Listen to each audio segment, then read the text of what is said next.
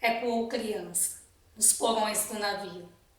Ecoou lamentos de uma infância perdida.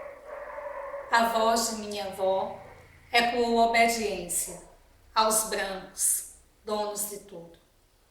A voz de minha mãe ecoou baixinho, ecoou revolta.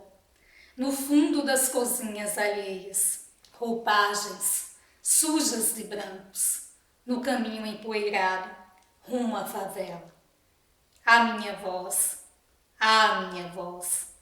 ainda ecoa perplexa, versos marcados com rimas de sangue e fome.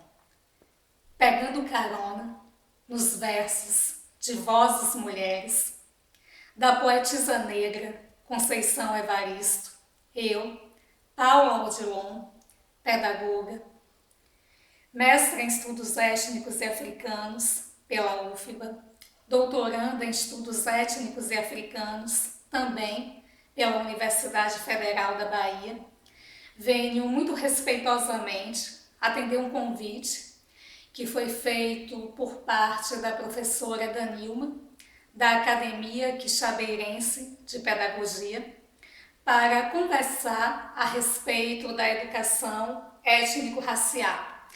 Eu quero agradecer a Danilma pela gentileza do convite e estender os cumprimentos a essa entidade nas pessoas das professoras Cláudia Santana e Valdiane Carneiro, que eu tive a oportunidade de conhecer no período em que estive como professora da FCG. Sei das suas competências e comprometimentos com as suas praxis pedagógicas, mas, sobretudo, sou conhecedora de suas gentilezas e delicadezas no trato, na acolhida com as subjetividades humanas.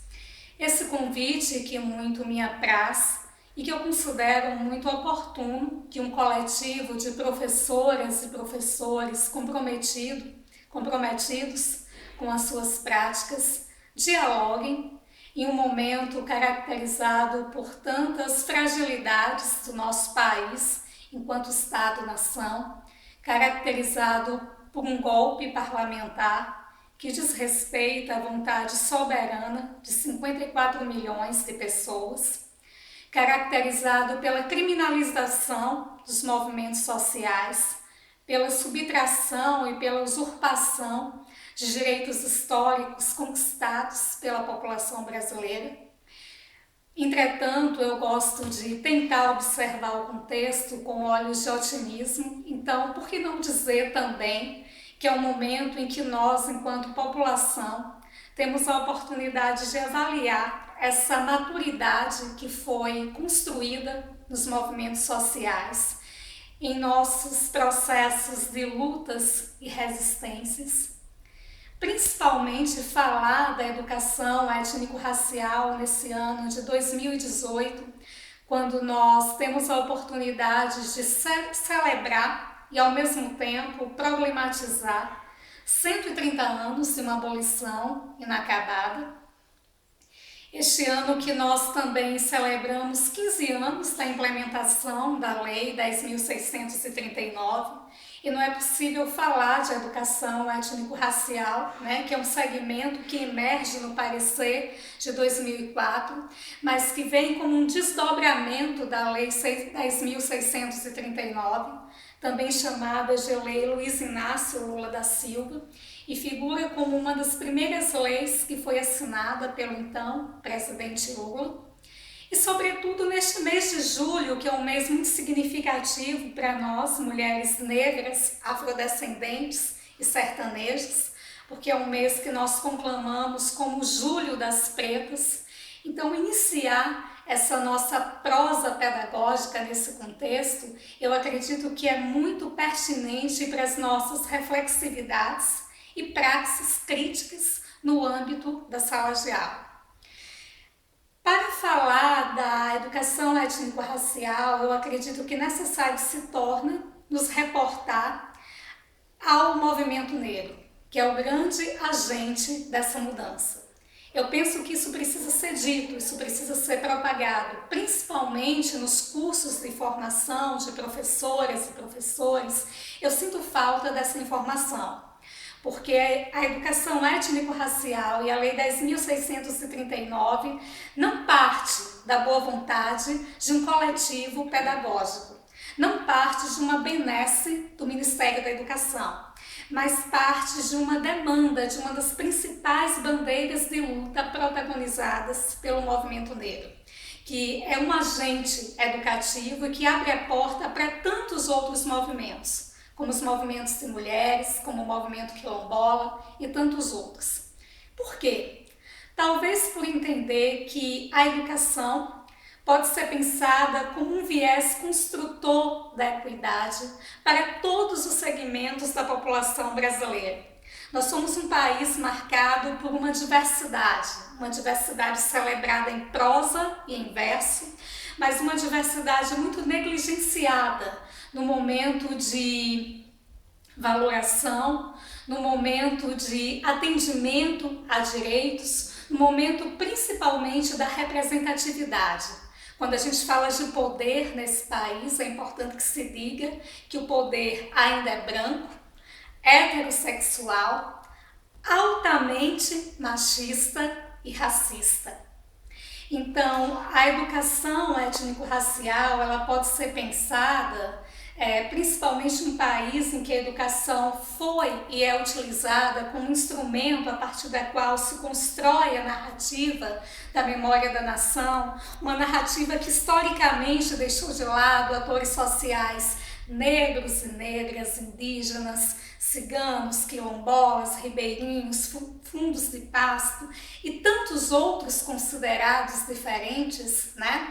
É um momento de contribuir com a descolonização do currículo, com a descentralização dos saberes e com a construção de saberes emancipatórios.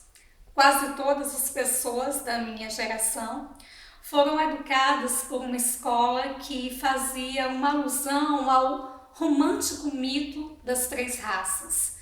O nosso país foi descoberto, de acordo com esse mito, por Pedro Álvares Cabral, um bondoso português, que aqui já encontrou os indígenas e que mandou buscar na África homens e mulheres para trabalharem na condição de escravizados. Então, uma história muito suave, onde principalmente as dores são subtraídas, porque é como se nesse momento fosse dito que os atores sociais africanos aqui vieram por vontade própria, vieram fazer um turismo nesse país e oferecer seu trabalho, quando na verdade não foi isso que aconteceu. A escravidão foi um dos maiores crimes praticados na história da humanidade e a escola precisa problematizar um pouco melhor isso.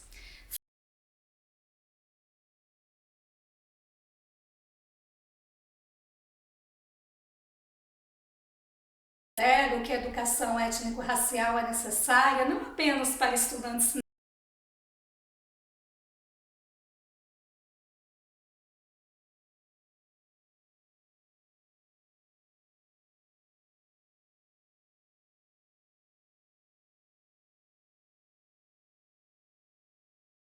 de nação. Eu acredito que uma grande porta foi aberta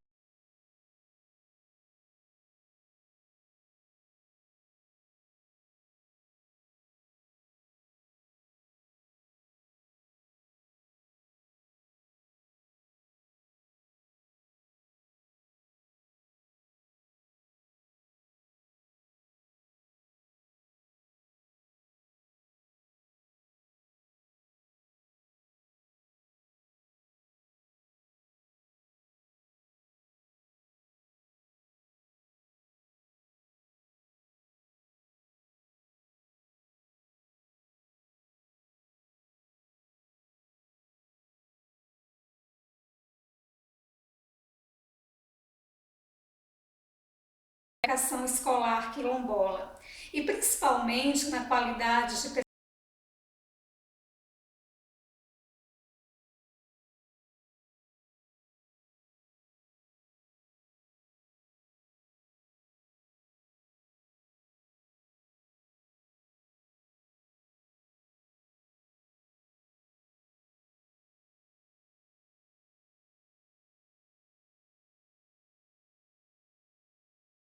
atribuído uma conotação pejorativa. Ao mesmo tempo, a palavra branco foi colocada como algo naturalizado. Então é um momento que a gente tem a oportunidade de melhor pensar e interferir diante de tudo isso. E as diretrizes curriculares nacionais para a educação escolar quilombola, que eu gostaria também de me ater um pouquinho a elas como uma demanda da 10.639 da educação étnico-racial, ela se propõe, né, a uma educação que valore a memória coletiva dessas populações, suas línguas reminiscentes, os marcos civilizatórios, as tecnologias e as formas de produção e trabalho. E eu considero pertinente que se diga que às vezes não se pensa que o universo das comunidades quilombolas é também o universo do trabalho, dos acervos e repertórios orais, dos festejos, usos, tradições e demais elementos que conformam o patrimônio cultural das comunidades quilombolas em todo o país. E eu acredito que é necessário que a escola se abra a todas essas discussões, até porque, como diz o professor Munanga, é um dever da diáspora atender a sociabilidade negra e afrodescendente que foi construída. Tem uma frase da presidenta eleita Dilma Rousseff que eu gosto muito, quando a presidenta Dilma dizia que o lado certo é o lado da democracia. Contribuir para a implementação, a problematização e o trabalho cotidiano da educação étnico-racial é escolher também o lado certo da democracia. Nenhum direito a menos, nenhum quilombo a menos, abraços que se estendem e acolhem, pessoas que se comprometem com a cidadania e com a visibilidade das diferenças desse país. Obrigada.